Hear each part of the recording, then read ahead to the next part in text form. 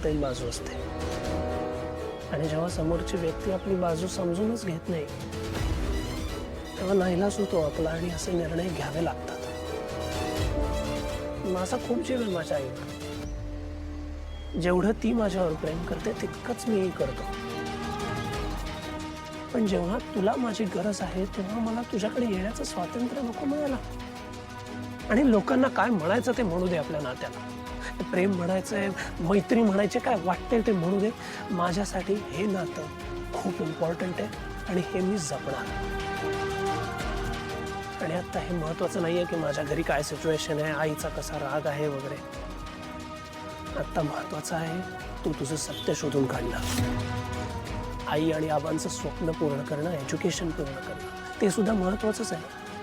तरी बी मला असं वाटतं तुम्ही घरी जाऊन तुमच्या आई संग शांतपणे बोला.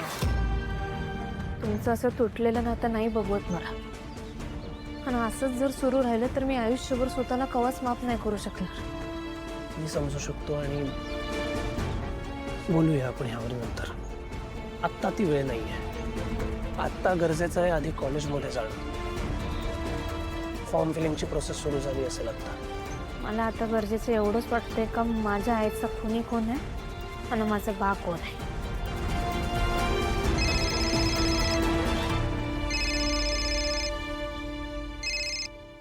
हॅलो. हॅलो ऋषी सर, मी आणि बंडा इकडे मुंबईत पोहोचलोय. हां अहो सर, कॉलेजमध्ये आलोय. बरं. आणि इकडे आल्यावर समजलं सर की पुढच्या वर्षीच्या ॲडमिशनची आज शेवटची तारीख आहे. अरे बापरे. सर तुम्ही कमळीला घेऊन लवकर इकडे या. एक काम कर निंगे, मी सांगतोय तसं कर. हां.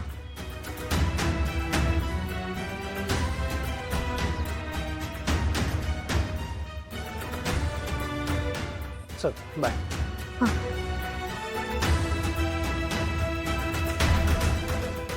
तुम्ही आज कॉलेजमध्ये फॉर्म फिलिंगची लास्ट डेट आहे त्यामुळे आत्ता तिथे जाणं खूप इम्पॉर्टंट आहे.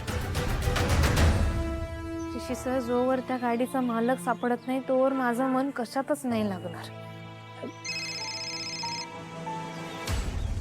येस. बरं ठीक आहे, नो प्रॉब्लेम. मी येतो, तिकडेच येतो मी. त्या RTO एजंटचा फोन होता. त्या न्यूजपेपरमधल्या फोटोची त्यांना एक कॉपी हवी आहे. मी त्यांना ती देऊन येतो. मी बी येतो. कमी ऐक माझं, तू आधी कॉलेजला जा. मी त्यांना कॉपी देतो आणि तुला कॉलेजमध्ये भेटतो.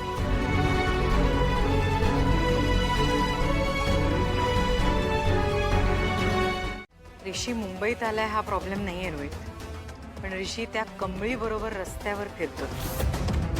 आणि तुला माहितीये, एवढं सगळं होऊनही त्याच्यावर काहीच फरक पडला नाही. उलट तो माझ्याशी भांडत होता. हे बघ आई, तू ना ह्या क्षणी ऋषीचा विचारच करू नकोस. त्याला अक्कल आली की तो स्वतःहून परत घरी येईल.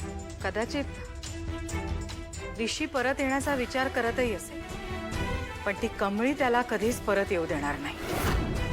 ती माझ्या मुलाला माझ्यापासून दूर करूनच राहील. नाही, पण मी माझ्या डिसिजनवर आता ठाम आहे.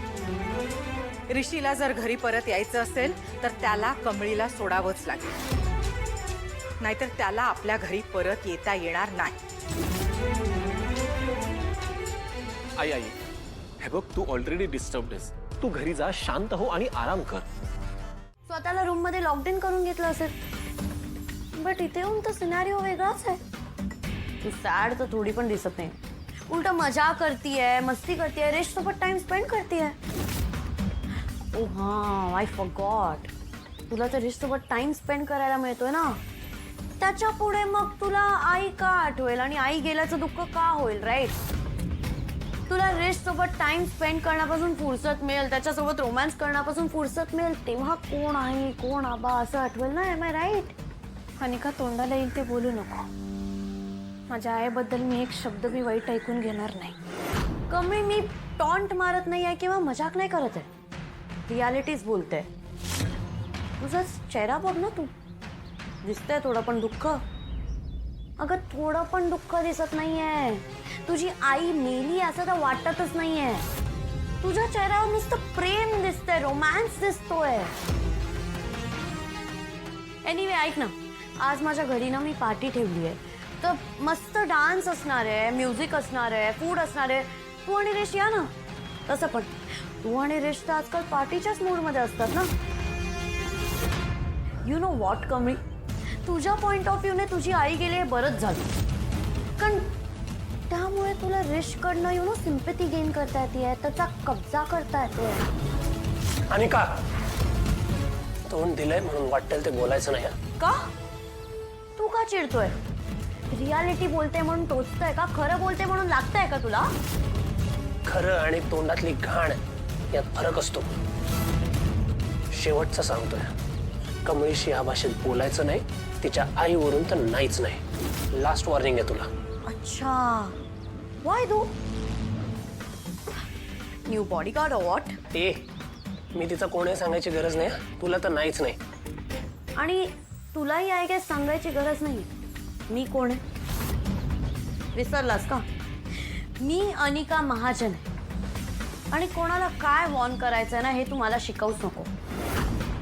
आणि आता मी तुला दाखवून देईन की मी काय चीज आहे ते. अनिका बास, तुझा राग माझ्यावर आहे ना. मग मला बोलायचं. तू ऋषी सरांना मध्ये आणू नको. त्यासनी बोलायचा तुला काहीच अधिकार नाही.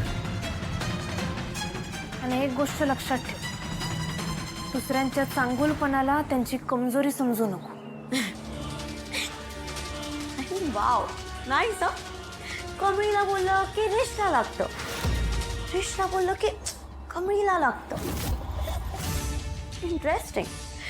हे रिलेशनशिप चांगलंच पुढे गेलंय वाटतं. अनिका, एनफ.